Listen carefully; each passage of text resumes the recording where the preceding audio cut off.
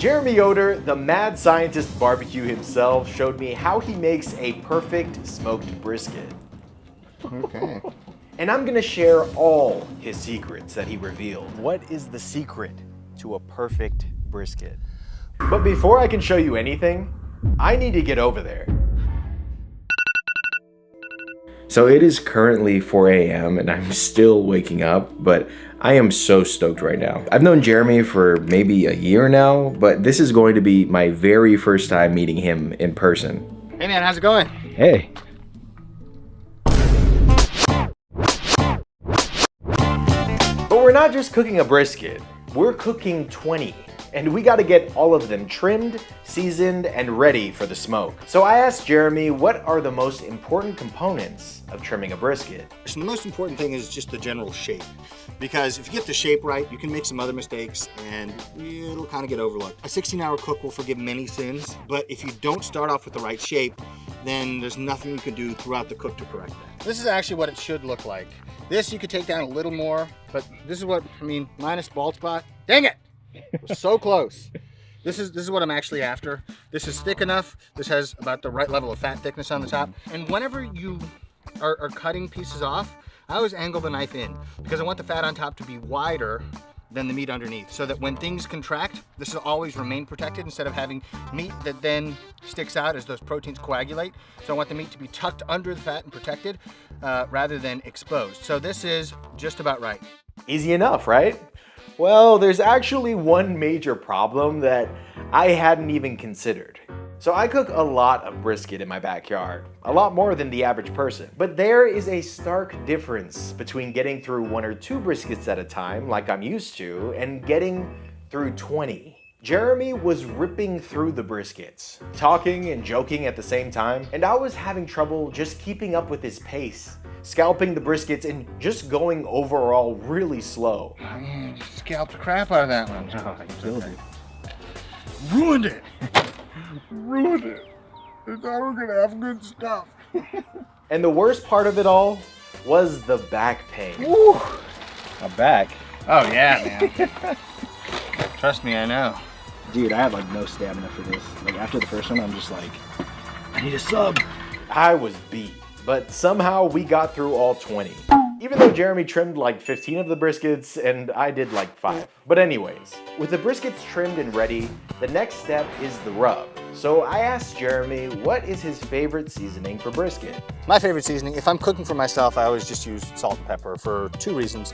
One is because it really gives me a window into how well I cooked the brisket. So if I've cooked it perfectly, it's readily apparent any mistakes would show up. And I like the simplicity of just tasting the beef and the salt and pepper, just a nice compliment. I taste the smoke.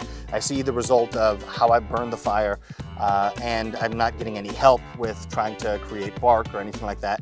And then I always start on the bottom because the top is what's going to be presented. This is what we'll see. So the bottom gets a little bit messed up. That's okay. This one's a little overfull. So basically I'm looking for an even coat of pepper, and there's going to be salt that gets everywhere, so nothing will be unsalted.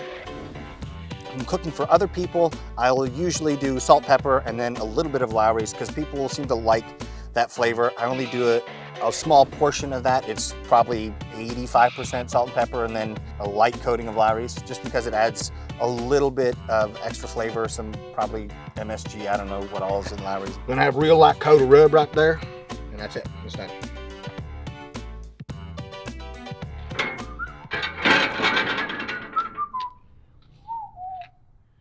So I'm going to teach you something I learned at the Goldie's barbecue class, but I haven't gotten permission from them to share this publicly, so don't. Top secret. Okay.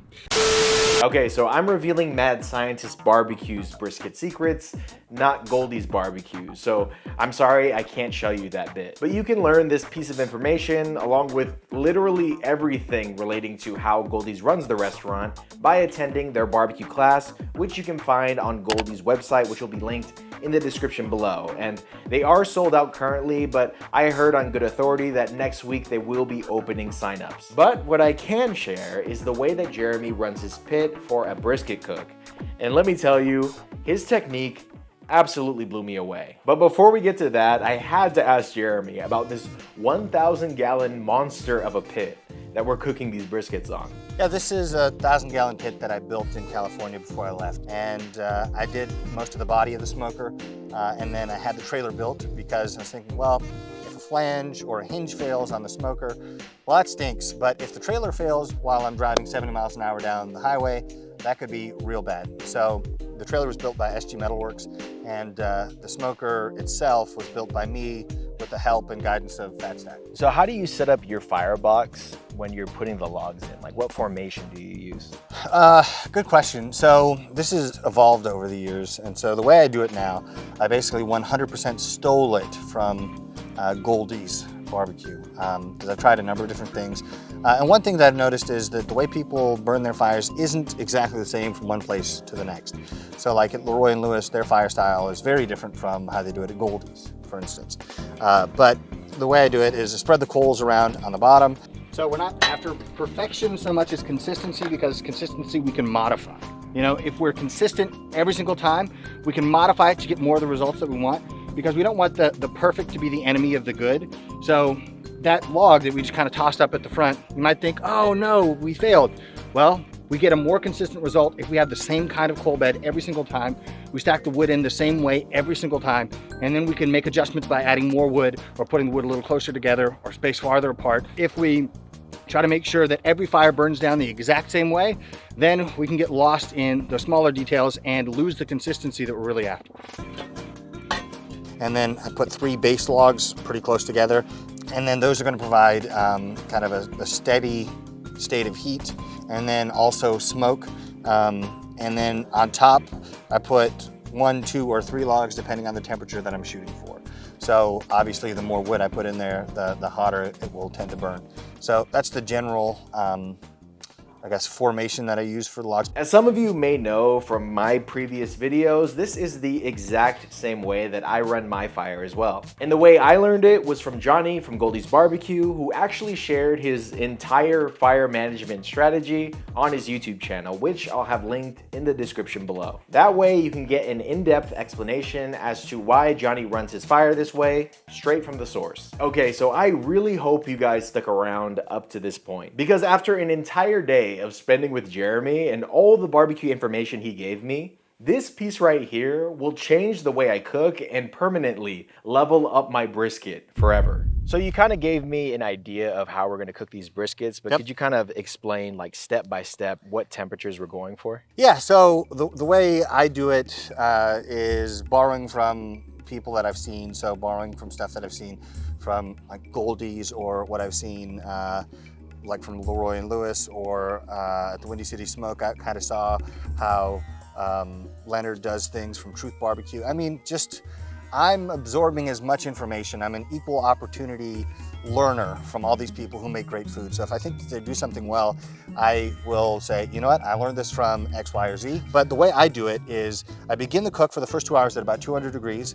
Then the next 2 hours at about 225 plus. So if it's 235, that's fine, but I want to keep it at least at 225, usually for an hour or two, then bump up to 250 for an hour or two, and then 275 plus until I get the fat render that I want. And so it's usually about 8 hours in by the time I wrap. How do you know when it's time to wrap, and what do you wrap with? What I'm looking for when it's time to wrap, a few different things.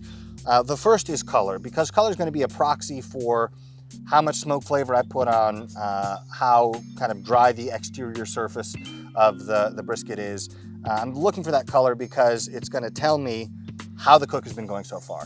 Then I look for the size of the brisket, because I need to see that the brisket has shrunk significantly. The proteins coagulate and tighten up. So just like when you move any part of your body, that muscle contracts. The muscle is going to contract when it's heated. And then I'm also looking for the temperature, but just before I wrap, I just check to make sure that I'm kind of on track. So these are the coolest part of the smoker, 190. Basically, we get this row, 187 is pretty normal. And then the last thing I look for, and this is maybe the one that I'm really looking at the most, is the fat render. So when you poke your finger into the fat, there's not bounce back, there's not really resistance. It just kind of gives way. It's just kind of like warm Jell-O is what it feels like. And that tells me that I've executed the cook properly. Like that's that's what we're after.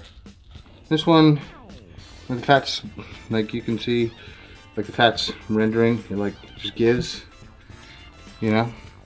Don't want to mess up the bark too much. This is a little bit more firm. It's a little bit more firm, but this hasn't dried out yet.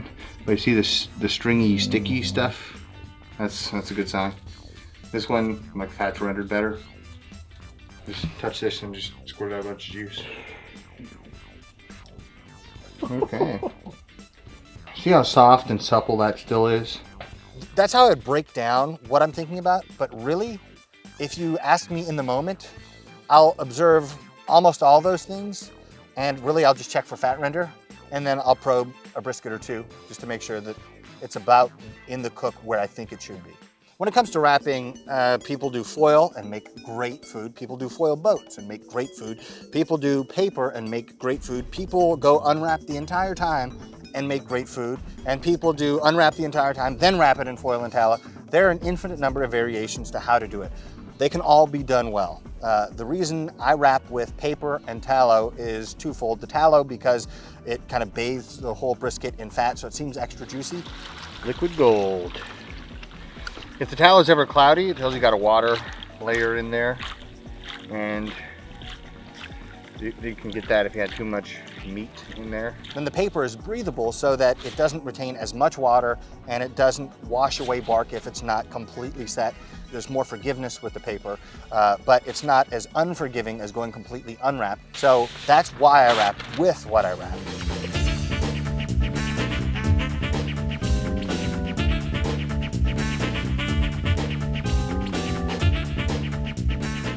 Let it go till tenderness. Usually in the flat, that's maybe 208, and in the point it's 200 for me. And then I take it out, let it cool to 155 degrees or so. And then you can put it in a warmer at 145 degrees until you're ready to serve. Okay, so we want to know, what is the secret to a perfect brisket?